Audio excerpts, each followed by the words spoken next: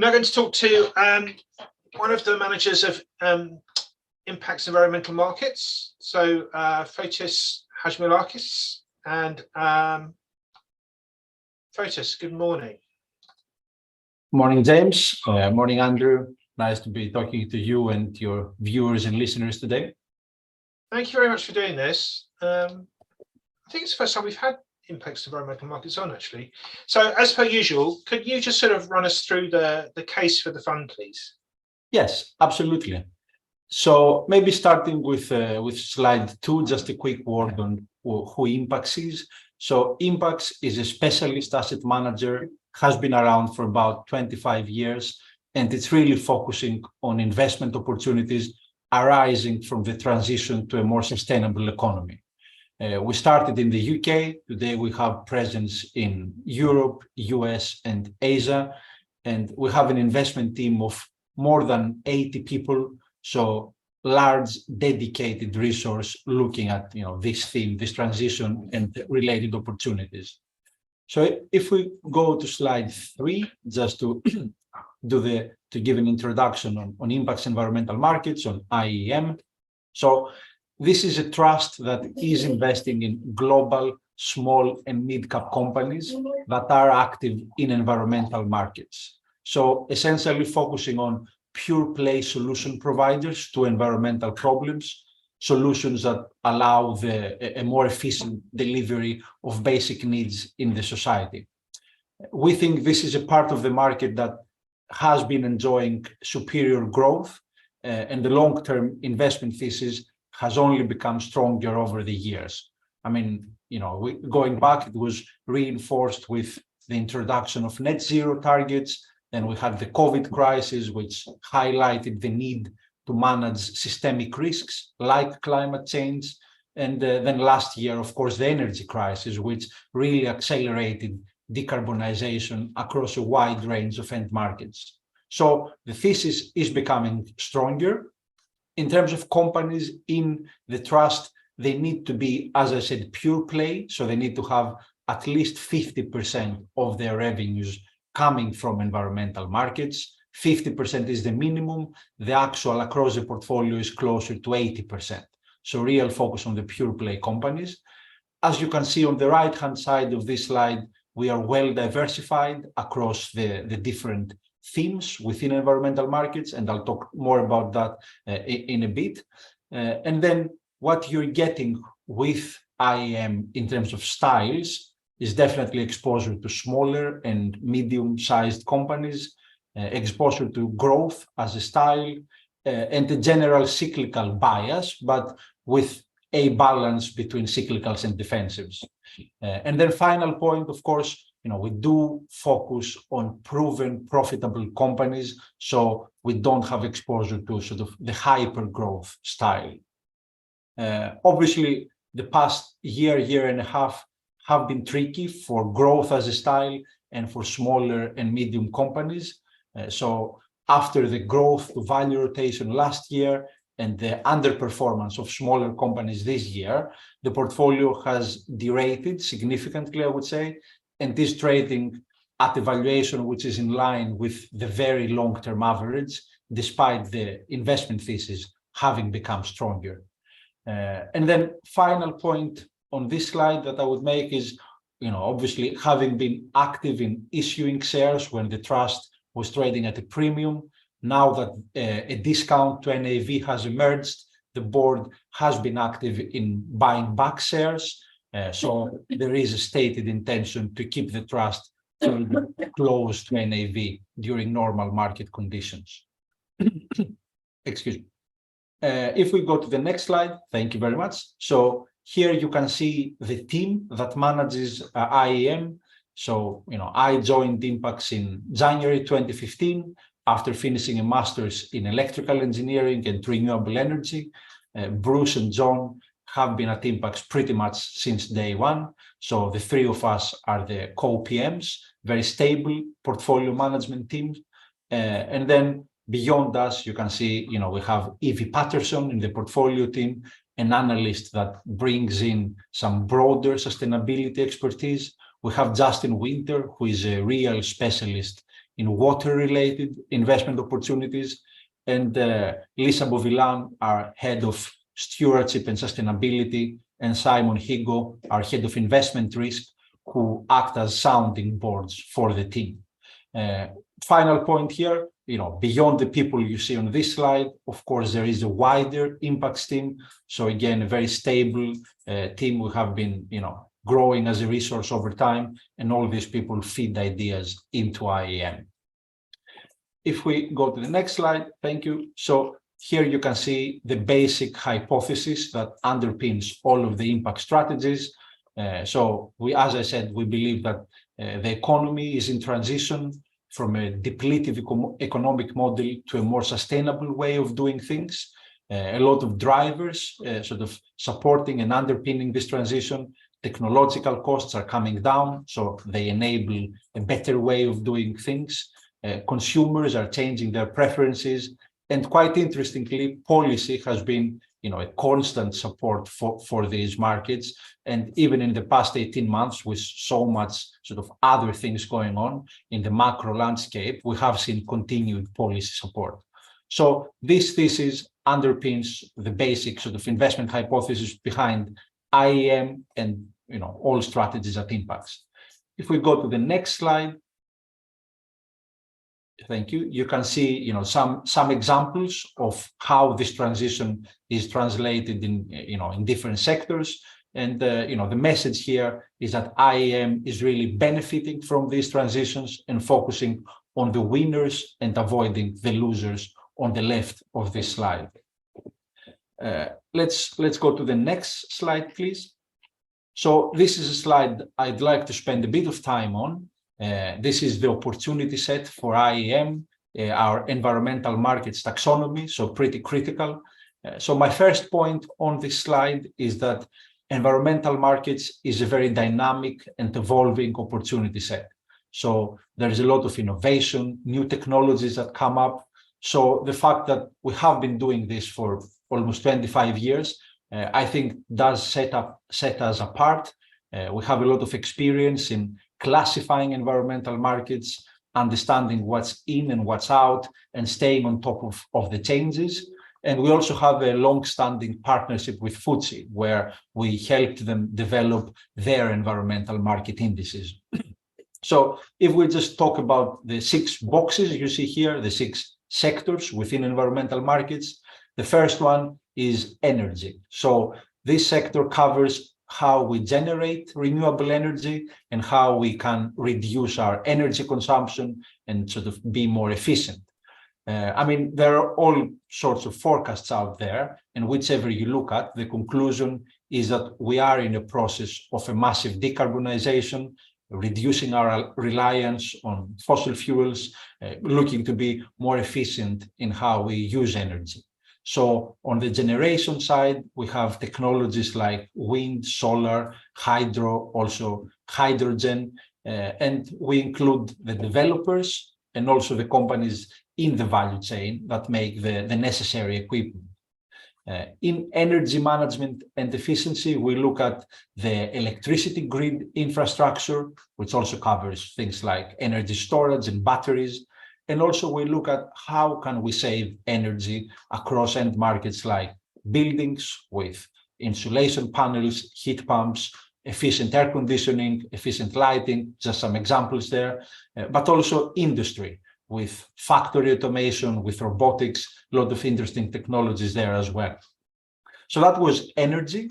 Then the second sector is called clean and efficient transport.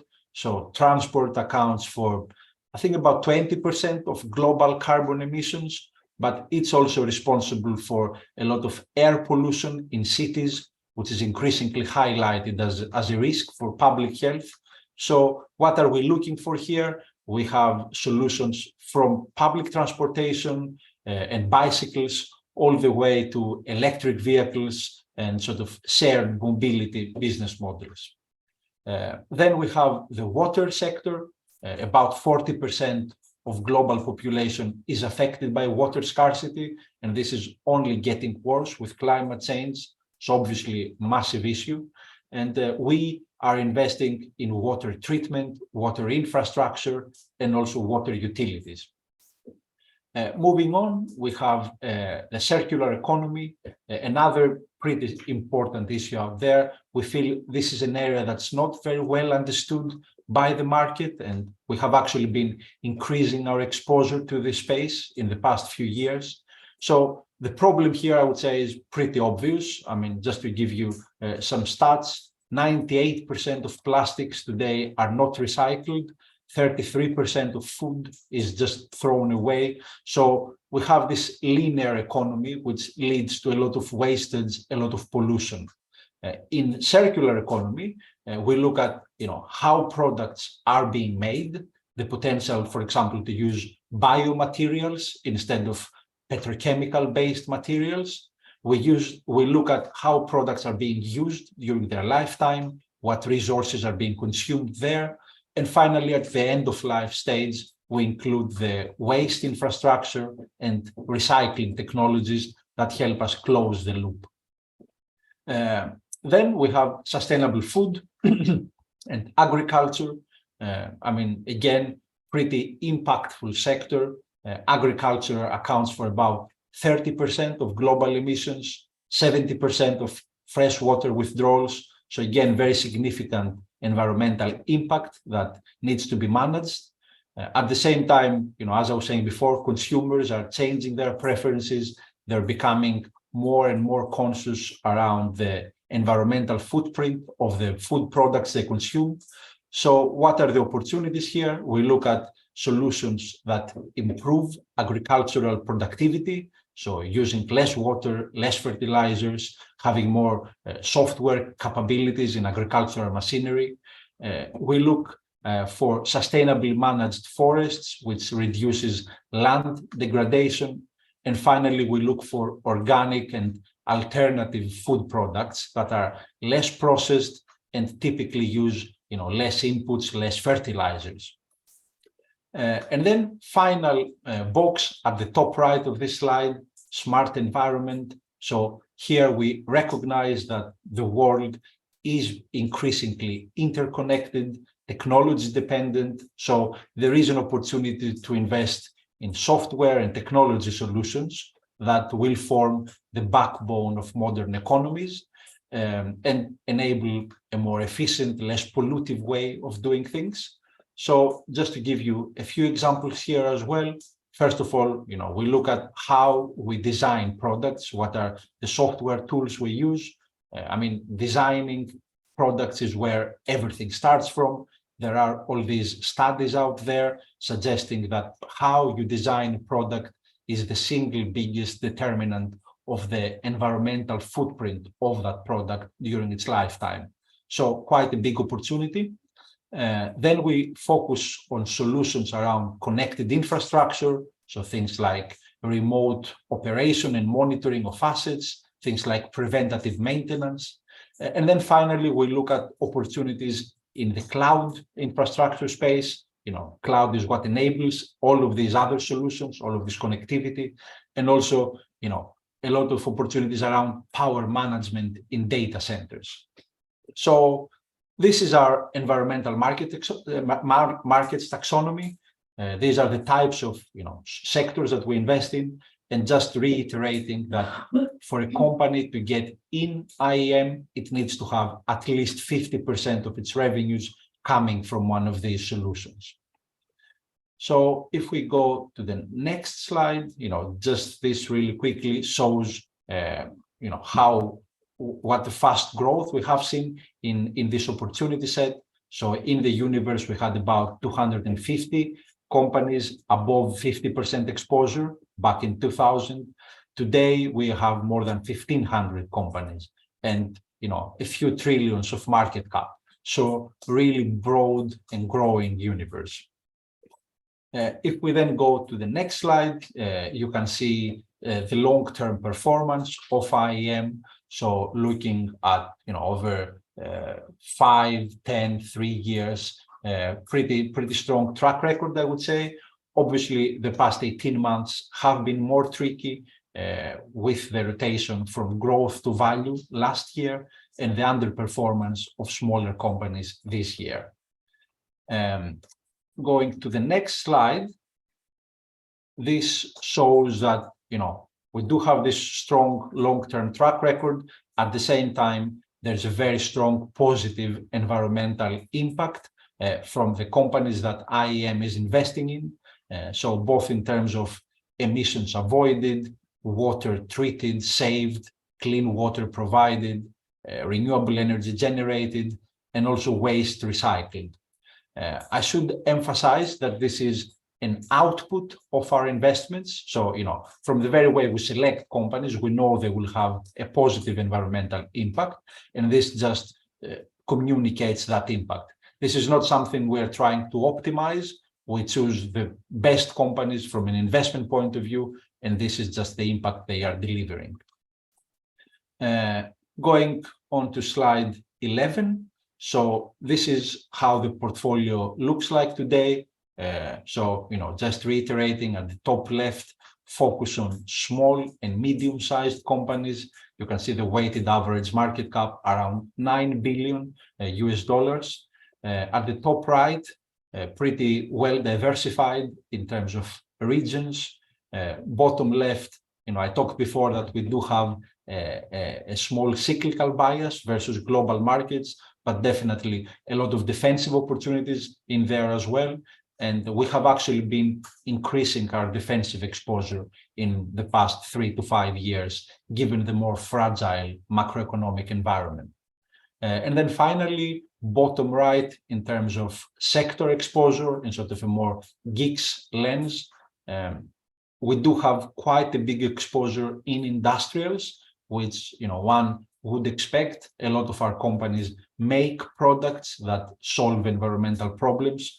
So big exposure in industrials, but a lot of different underlying markets beneath that exposure. We have an overweight in utilities, which is mainly our exposure to renewable energy developers.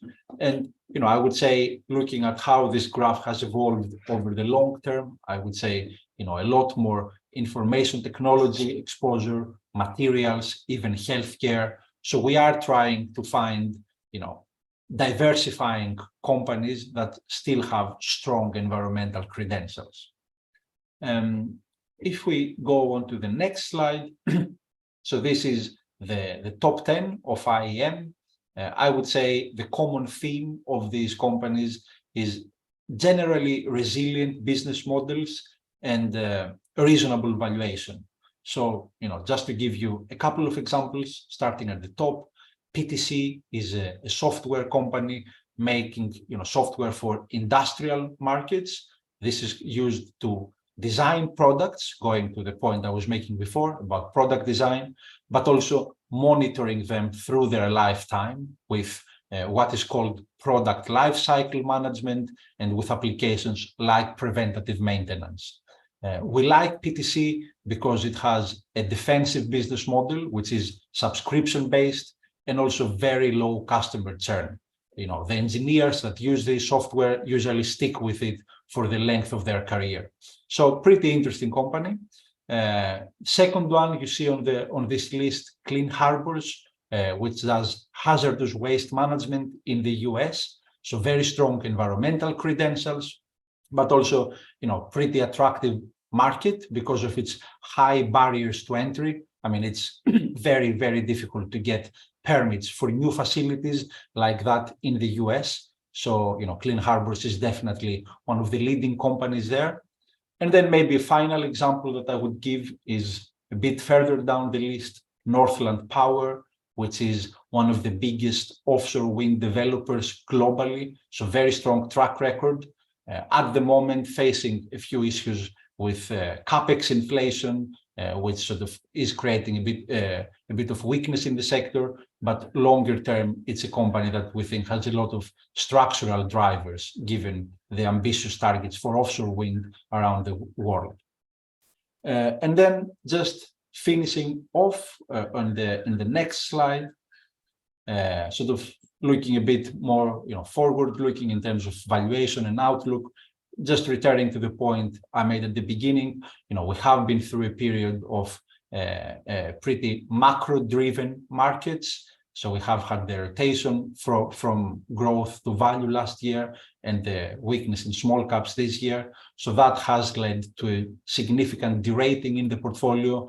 So as you can see here, trading in line with the long-term average, despite strengthening thesis that I was mentioning before, and despite a natural evolution in the portfolio. So I said about more software holdings, more healthcare opportunities, and these are sectors trading at higher multiples for good reasons. So notwithstanding that evolution, you can see the PE of the portfolio is in line with the historical average. And then, another big focus area for us is earnings growth. So we think earnings is a key driver of share prices over the long term. So very pleased to see, still quite a decent growth premium compared to global markets and equity, as we see on the left-hand side of this slide, in the bar chart. So I have spoken for a while. I will pause here and see if there are any questions. There are some questions. Thank you very much, Fotis. That's interesting. Let's look at the sort of big picture stuff first. So in just terms of the investment approach, one of the questions is like, if there were sort of value stocks that fell into your remit, would you buy them? I think that's another way of interpreting what's been asked here. Say that again. Sorry, I missed the beginning. If there are sort of value type stocks that fall into your remit, would you buy them, or you only buy growth companies? No, absolutely. So, and I should say that valuation discipline is a very key part of our process. There's been many examples where we had to sell out of names, but we really liked because they just became too expensive for us. So, we don't set out to only buy, expensive or super growthy companies. It's just a function of environmental markets are generally, markets that do have this superior growth profile. So that's what I would say. And how do you determine what a sort of reasonable price is for things? What's a reasonable valuation?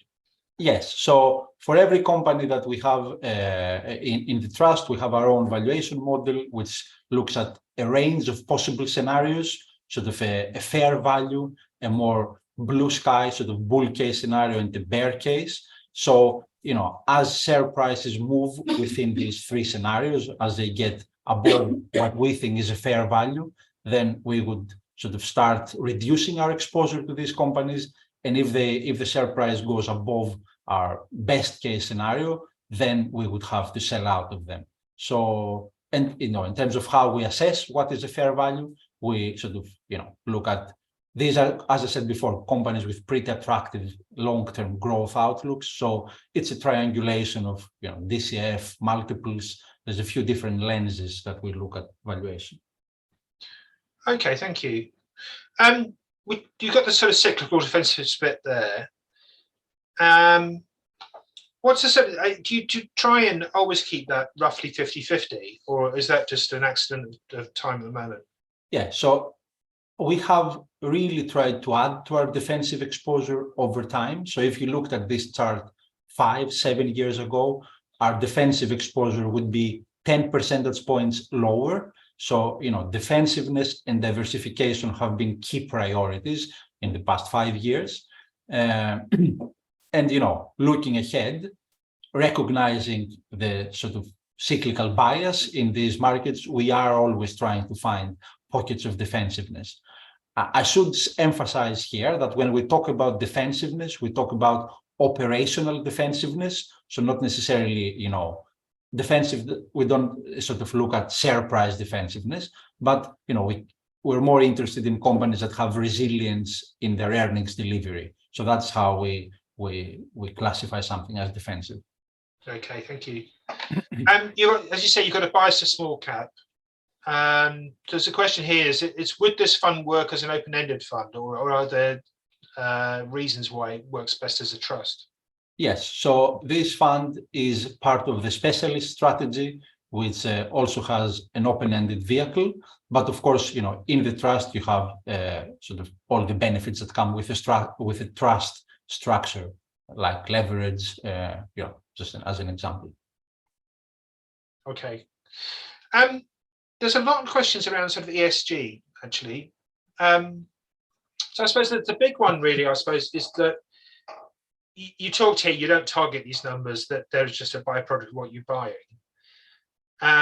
But is there anything you do in terms of engagement, for example, where you're having a positive impact by the way you invest?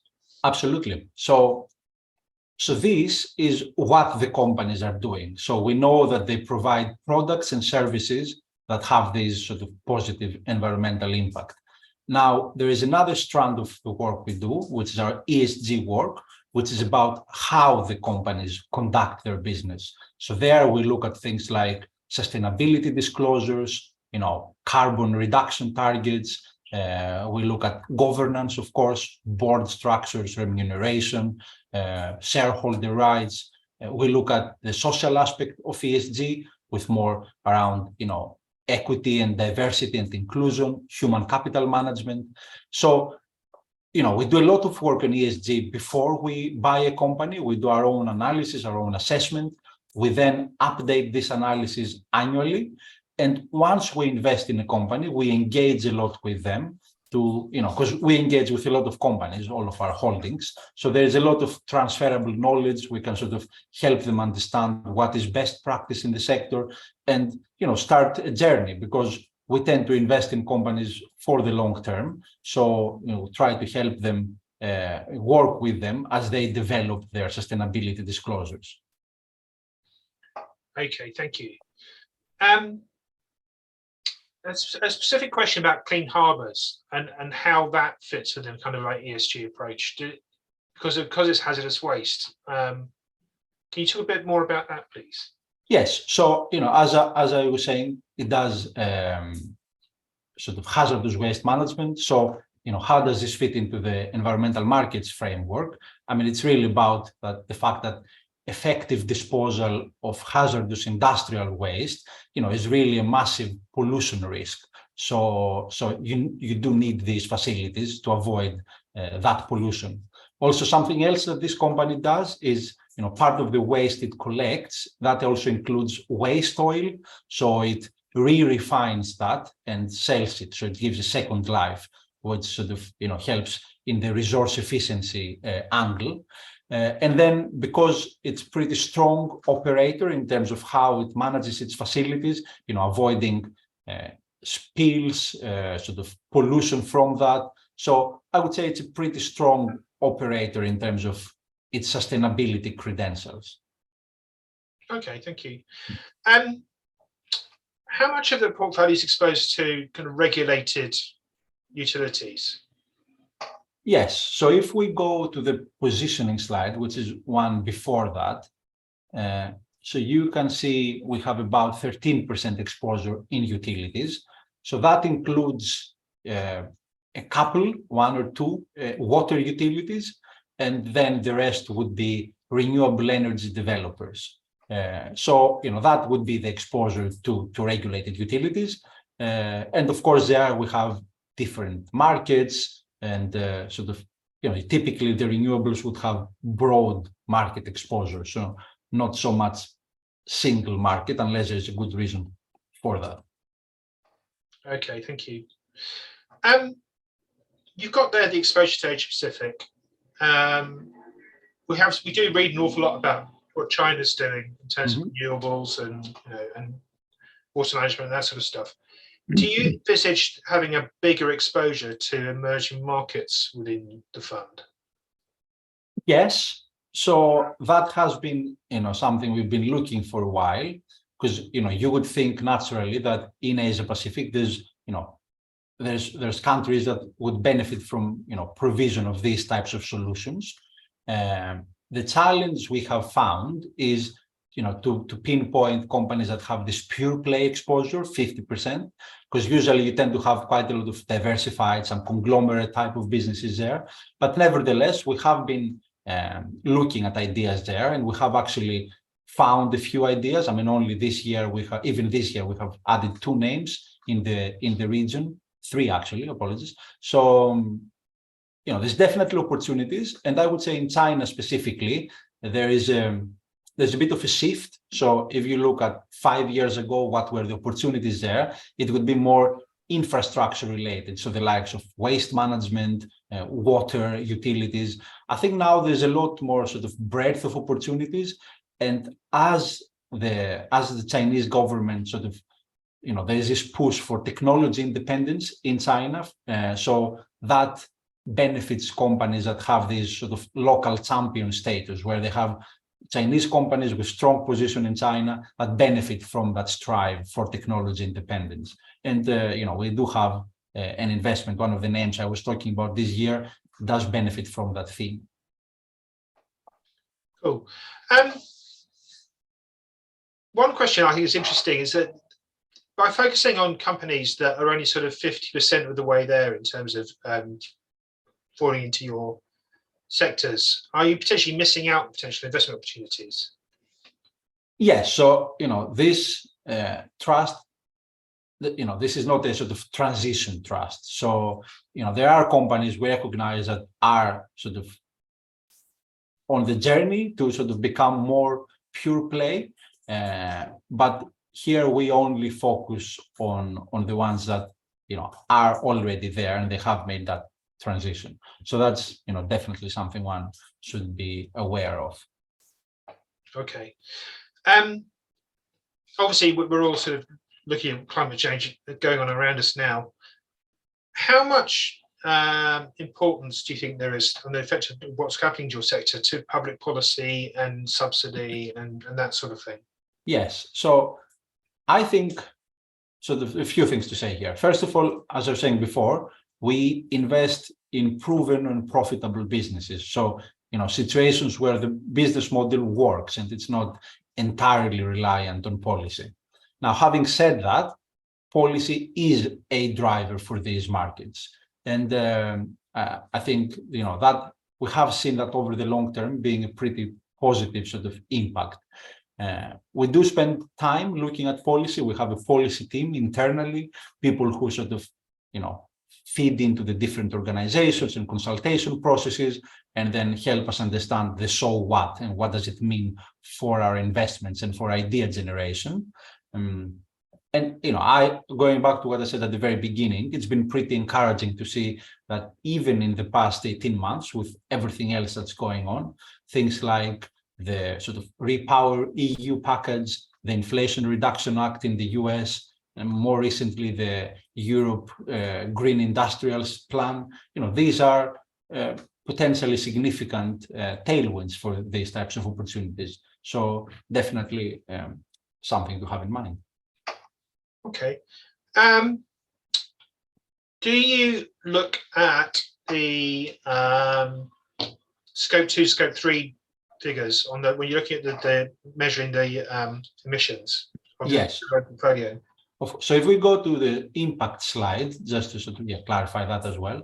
So you see there that it talks about net CO2 emissions at the top left. So what does that mean? For every company, we look at what did it emit, so scope 1, 2, and 3, and then what emissions were avoided from using the products that this company made in a single year. So we net these things off. So that is sort of pretty pleasing to see that on a net basis, these companies have avoided more emissions than they generated from their operations.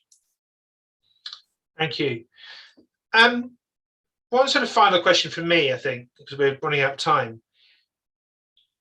Do you think it would be useful to have an element of not necessarily venture, but more kind of growth exposure into private markets here, where you could actually encourage change with the capital that you've got? Yes, I think that sort of, I would say, sounds sort of nice as an idea. I think in practice, what we have observed, having had some private holdings at the beginning of IAM, sort of going back, more than 10 years ago, we have observed that this is pretty challenging. So to do it in the private markets. So it's not very often that these companies scale and sort of grow. So So, having been through this process, we are now sort of focusing on the listed arena and on the already established and proven business models. Thank you very much, Fotis. I think we've covered an awful lot of ground, and it's very interesting stuff. Of course. So we'll get you back on again, I think, in a year or so, if that's all right with you. Absolutely. See how things have gone. Very nice to talk to you. Thank you very much. Thank you. Okay. Thanks, everyone. Bye-bye. So thank you for listening. We're back next week talking to one of the managers of Pantheon International, the big private equity fund, which, as Andrew already mentioned this morning, has just announced a £200 million buyback.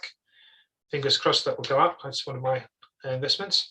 And then Richard will be talking to Richard Moffat of Urban Logistics the week after. So thanks very much for tuning in today, and have a good weekend, and we will see you next Friday.